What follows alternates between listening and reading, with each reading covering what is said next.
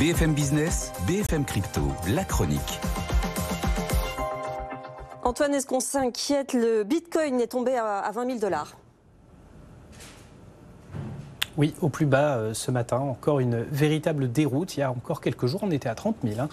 Mais là, le nettoyage est massif et brutal. On perd 30% en 5 jours et les supports techniques craquent les uns après les autres. Alors, l'approche des 20 000 a remis un peu d'essence dans le moteur. On est remonté un petit peu ce matin, mais ça reste vraiment un marché de crise où chacun essaie de sortir à tout prix.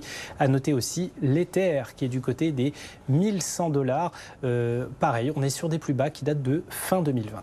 Qu'est-ce qui explique, qu'est-ce qui justifie cette atmosphère de panique, Antoine? Eh bien, on se dit, après le crypto-crack d'il y a quelques semaines, qui avait des raisons essentiellement techniques, que l'univers crypto est peut-être en train de connaître son moment Lehman Brothers. C'est-à-dire qu'on a plusieurs grandes plateformes de marché qui sont en train de connaître des défauts financiers. C'est-à-dire rupture de liquidité, plus de collatéraux pour faire face à l'afflux de retrait. Concrètement, il n'y a plus de matière, il n'y a plus de sous. Donc, on ferme tout, on supprime les échanges, on bloque les transactions et ça touche deux très gros intervenants de marché, deux points névralgiques de tout ce système, à savoir Celsius Networks et Binance. Et là, une fois qu'on a ces ruptures de la chaîne de liquidité, plus rien à faire, c'est la crise de confiance, c'est la ruée vers la sortie et plus moyen de l'arrêter.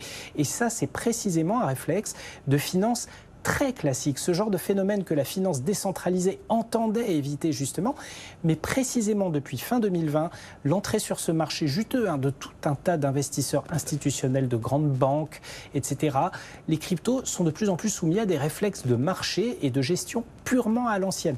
Et donc là, on a une purge massive de bulles spéculatives et à ce niveau, pas étonnant que tous les niveaux techniques atteints par les grandes cryptos de ces dernières heures pointent justement vers ce tournant de fin 2020.